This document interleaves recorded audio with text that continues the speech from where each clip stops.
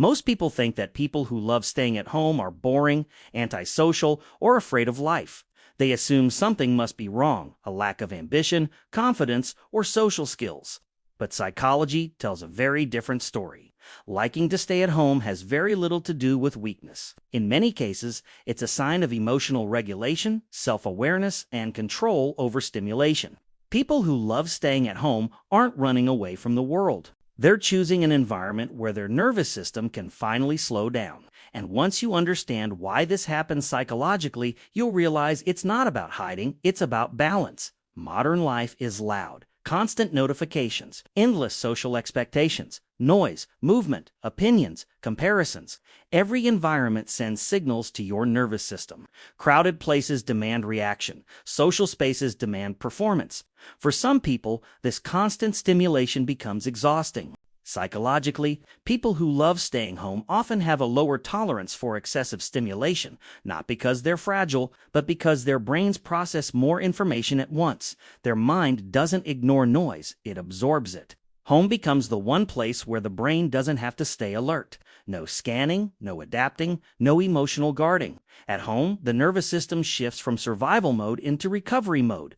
Home isn't just a physical space, it's an emotional signal. At home, there is no performance, no role to play, no image to maintain. Psychologically, this creates a feeling of emotional safety. You don't have to explain yourself. You don't have to react. You don't have to manage other people's expectations. This is why many people feel more like themselves at home than anywhere else. Their thoughts slow down. Their body relaxes. Their emotions stabilize. For people who love staying home, comfort isn't laziness, it's regulation. Another key factor is energy direction. Some people recharge by being around others. Others recharge by being alone. This is where introversion is often misunderstood. Introversion doesn't mean shyness. It means energy flows inward. Social environments require constant output, listening, responding, adjusting, interpreting.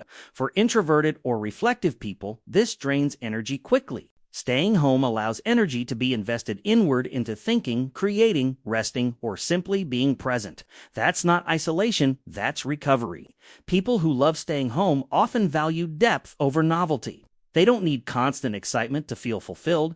They enjoy familiar routines and quiet pleasures. A book, a calm evening, a familiar space. Psychologically, this points to internal grounding. Their sense of well-being isn't dependent on external stimulation or validation. In contrast, people who constantly need to be out may be using noise as distraction. Silence can feel uncomfortable when the mind is restless. But for people who enjoy staying home, silence feels restorative. Many people grow up forcing themselves into environments that don't fit them. Parties, events, constant social exposure. Over time, the brain learns what actually feels good, and for some people, that's calm. Staying home becomes a boundary, not a withdrawal. It's a choice to invest in quality over quantity. Fewer interactions, deeper connections. Psychologically, this is called selective social investment.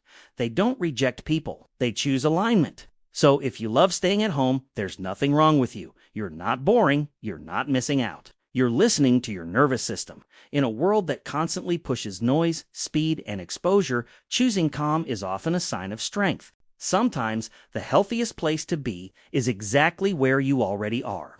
If this video helped you understand yourself or someone else a little better, like the video and subscribe for more psychology-based content. Peace isn't found everywhere. Sometimes it's built at home.